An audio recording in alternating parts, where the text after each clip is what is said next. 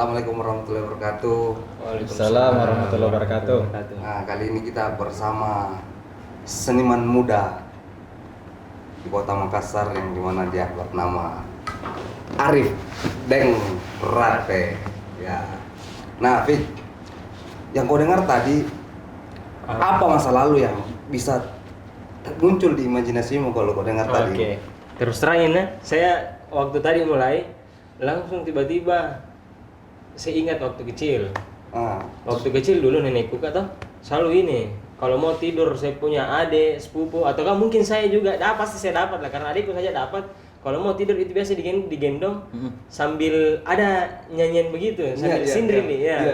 Saya kembali ke situ, saya flashback ke situ. Flashback ke masa lalu. Iya, masa lalu, tapi sindri mau tidur begitu. Iya. Oh, berarti pengantar tidur gitu. Pengantar tidur. Berarti cuma kata-kata. Iya. Oh, tapi ngomong dulu ini sebelum kita terlalu jauh melangkah Iya, ke masa iya, lalu.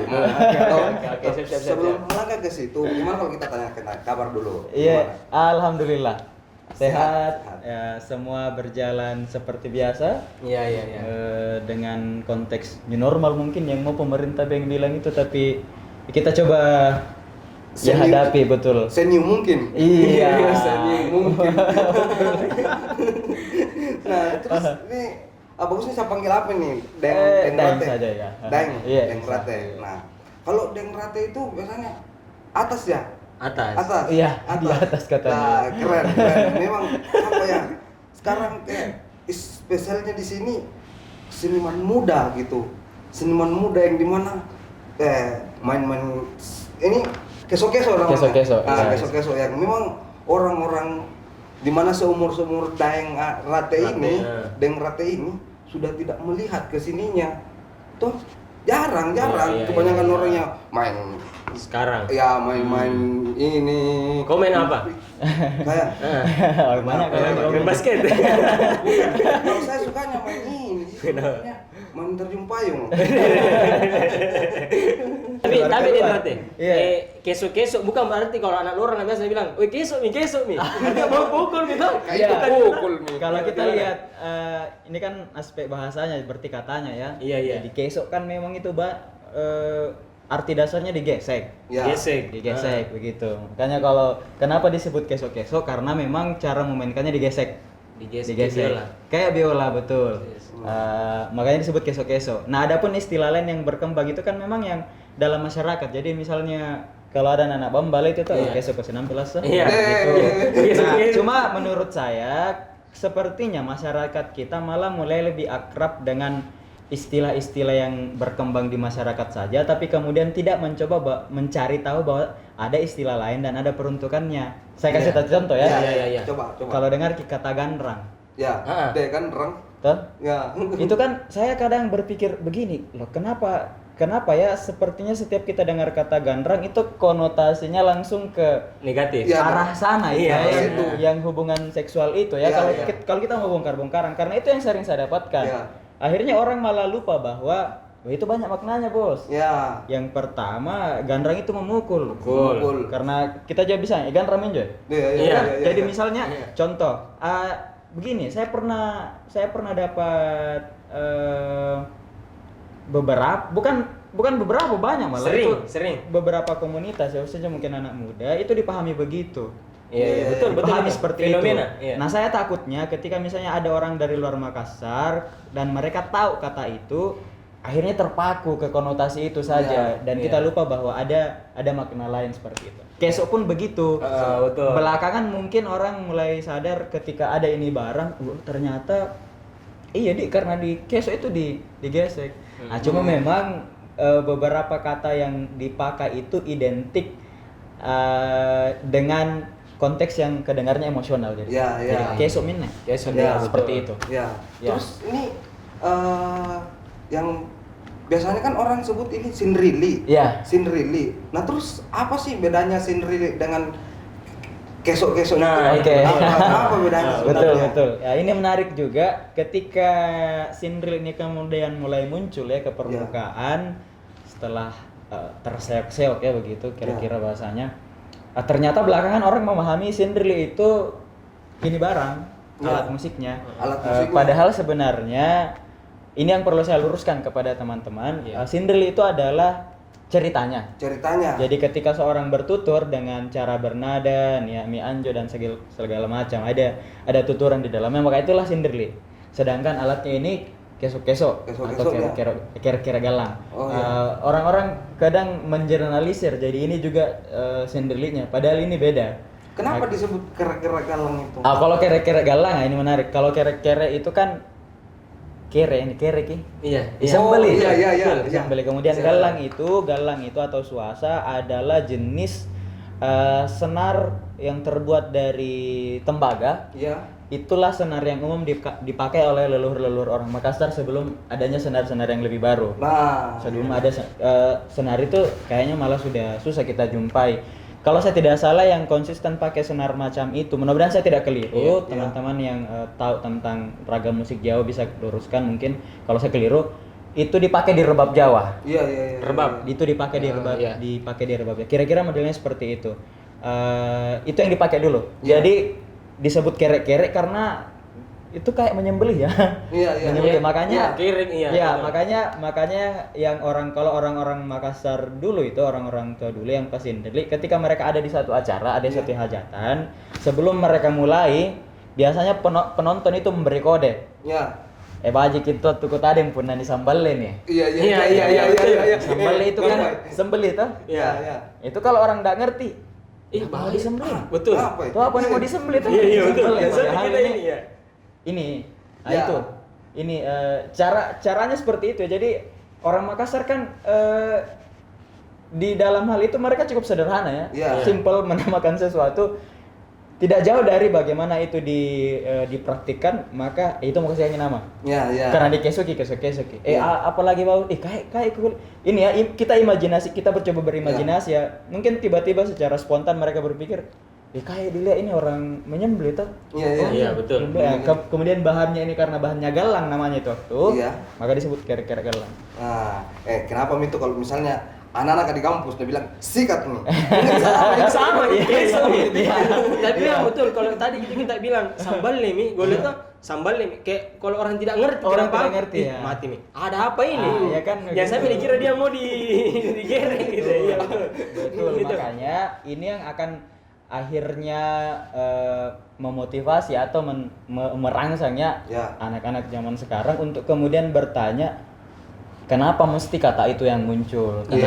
Kenapa kata itu yang dipakai? Apa kata tafsirnya itu cuma di satu hal atau ada aspek lain? Begitu. Jadi kita akhirnya memahami budaya itu enak juga, dinamis dan luas gitu. Jadi kita tidak terpaku pada satu ini saja. Contoh tadi yang gandrang itu, bayangkan kalau semua orang berpikiran bahwa maka gandrang dulu nih sih kak. Di mana? Di hotel. Tahu itu mana kan? Selalu acara apa tuh? Ya, selalu konotasinya negatif. Acara apa? Sudah acara apa? Acara nikahan. Kau di orang itu nih.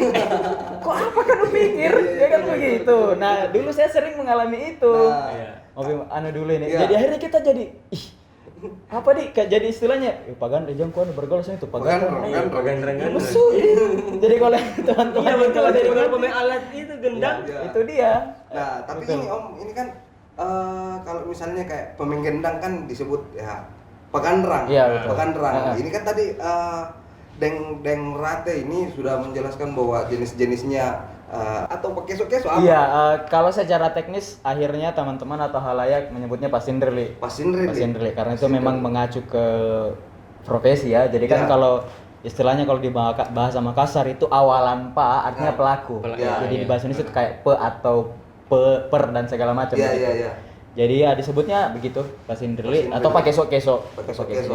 Ya, itu ternyata sekarang ini kita berhadapan dengan seniman muda Pasindrili. Kalau ini Pak Sulo. Kenapa kurang sama saya? Ini begini gue. Ini bukan Sulo ini, Apa Sulo? Ada saya mau tanya, apakah Sindrili itu memang harus diiringi dengan keso-keso atau yang sampai bisa Sindrili? Ada orang Sindrili tapi main gitar. Betul. Bagaimana itu? Jadi kalau kita berbicara secara universal dulu ya. Jadi termasuk mempertimbangkan aspek kesenian yang memang berkembang. Yang pertama, kalau kita berbicara Sindrili pada konteks adat istiadat yang memang berkembang di Makassar, Ya. sekali lagi saya sebutkan bahwa Sindrili itu adalah fokus pada naskahnya, pada cerita yang dituturkan, yang dinarasikan itu. Yang umumnya itu memang dipakai dengan kesok-kesok, itu yang paling populer karena itu yang sering orang jadikan dulu sebagai bahan pementasan. Iya. Jadi ada hajatan, ada acara, habis panen dan segala macam. Dan ada varian lain Sindrili yang itu tidak diiringi dengan alat musik. Oh, jadi ada ada jenis Sindrili itu yang tanpa memerlukan alat musik, tapi yang dimainkan itu adalah kekuatan pelantunan, kekuatan berarti suara. kayak tadi nenekku mungkin begitu dulu. Iya. Mungkin kurang lebih. Hanya kalau kita mau petakan lagi, nah kita masuk ke sastra Makassar kalau begitu. Kalau sastra Makassar itu kompleks. Oh iya. Jadi misalnya nih, semacam pantun. Bisa jadi seperti Bisa itu. jadi. Nah, Ya. contoh kalau kita beda tuh, nenek tak dulu. Kalau yang sebelum tidur itu ada istilahnya orang Makassar itu kelom palu serang.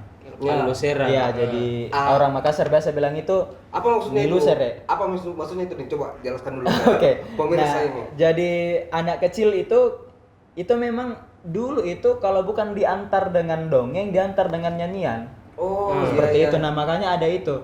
Jadi secara bentuk itu bukan Sindrili. Tapi Secara bentuk itu bukan Sindrili, itu kelong. Kelong. Itu kelong. Kelong nyanyian. Iya, itu Ya. kelong, itu nyanyian. Nah, cuma memang kalau kita dengar seperti ini, setiap budaya yang berkembang dengan kekhasan bunyi-bunyiannya dan olah vokalnya, itu ada warnanya sendiri. Iya. Artian begini, kita dengarkan gamelan Jawa, kita Ya. tidak perlu tanya itu orang apa yang main, itu pasti tergambar. Ya, Itu betul. ini Iya, dari iya. Jawa, ini musik. Tuh kita dengarkan Sindel, kita dengarkan kesok-kesok, pui-pui, itu memang sudah ada. Ini Makassar ini. Orangnya Makassar. Makassar yang punya, Kita ya. dengarkan suling-suling dari Bugis itu kentar, ini Bugis. Dari Endre kan juga seperti itu. iya. Toraja juga seperti itu. Nah, akhirnya cenderung memang itu senada kita dengar. Jadi mungkin kalau secara dan biasanya itu lebih bebas pengembangannya. Iya. Anatin romakona lom pokona nanu bala sakate ne. saya tanya Yang nenekku, seterusnya. iya, tapi saya tanya nenekku tuh begini boleh. Itu ada kita bikin naskah sendiri ataukah kita hafal? Oke. Dan tidak. Tidak. Itu memang mengalir. Itu mengalir. Ada juga doa dan harapan untuk kita ini yang Betul. digendong waktu masih kecil, begitu Betul. kan? Seperti itu. Nah, kalau kita bongkar buku-buku sastra Makassar itu kan kompilasi nih. Iya, Dalam iya. artian begini, Iya. itu bukan dalam bentuk buku dari awalnya. Ya. Itu didokumentasikan oleh para pengkaji, para peneliti, dan itu berangkat dari kebiasaan lisan. Oh. Makanya kalau kita berbicara tradisi yang ini, kita berbicara skop Makassar ya, walaupun di dunia itu seperti itu, Ya. kebudayaan lisan itu melampaui kebudayaan tulisan. Jadi jauh sebelum nenek moyang kita mengenal tulisan, mereka memang mengandalkan tutur kata. Tutur kata. Iya, Kemudian dari situ mereka menghafal. menghafal. Persoalan siapa yang menggubah liriknya itu juga agak repot juga karena coba kita buka itu, kalau dia ada naskah-naskah itu maka di situ disebutkan NN. NN ya. Trans ya. Tidak ditahu tanpa nama. Ya. Dan itu dipahami sebagai karya kolektif. Ya, Itu betul. karya kolektif. Nyaris tidak ada satu klaim di mana satu tokoh yang dimunculkan sebagai pembuat karya itu. Iya, iya, Beda halnya dengan lagu-lagu Makassar yang berkembang, karena itu sudah memang bersentuhan dengan modernisasi, maka kita akan mengenal komposer dan para penulis lagunya. Ya, Almarhum betul. Iwan Tompo, kalau yang populer sekarang seperti Daeng siapa ini, Ridwan Sau, seperti itu. Itu jelas kita akan pakem ke situ karena itu memang hak miliknya. Kenapa? Karena dia yang mengolah itu. Tapi kalau dulu-dulunya kan orang tidak mempertimbangkan ya tentang siapa ini, dan itu berkembang begitu saja. Makanya memang dihafal. Apalagi kalau nenek-nenek tak itu sudah di luar kepala, Sama halnya dengan Sindrili. Kalau kita bicara pakem aslinya Sindrili itu dihafalkan. Dihafalkan. Ya kalau saya tidak bisa, Mak. Nah, kalau misalnya kan begini. Kalau orang-orang dulu kan memang secara tiba-tiba dia merespon Iya. ke bagaimana kondisi yang akan dia ini, terus dia wacanakan dengan Sindriliknya itu. Kalau kecenderungannya saya pikir memang itu berangkat dari pengalaman yang datang dari dalam diri. Seperti apa? Misalnya begini, kayak kita tuh, Iya. kayak kita di masa kecil kita sering dengar nyanyian-nyanyian seperti itu. Iya. Ya. nanti waktu itu perlahan akan menuntun kita toh ke fase-fase yang selanjutnya dan kemudian mengolah itu kembali. Berarti mengeksplor itu kembali. Nah, apa yang dilakukan oleh leluhur-leluhur orang Makassar, orang Sulawesi Selatan, dimanapun itu, peradaban dimanapun itu, saya pikir mereka selalu bermain pada wilayah itu. Jadi mereka itu orang yang sangat peka dengan ingatan. Mereka dulu. Betul, orang yang sangat peka dengan peristiwa, mereka peka dengan kenangan, dan untuk mengabadikan itu mereka kemudian memilih banyak hal sehingga ingatan itu tetap terjaga. Apa yang saya dapatkan di Sinderli adalah dinamika seperti itu. Betul. Kenapa Sinderli dimunculkan dengan beragam peristiwa, dengan kisah-kisah yang ada di dalamnya, dengan tokoh-tokoh yang ada di dalamnya?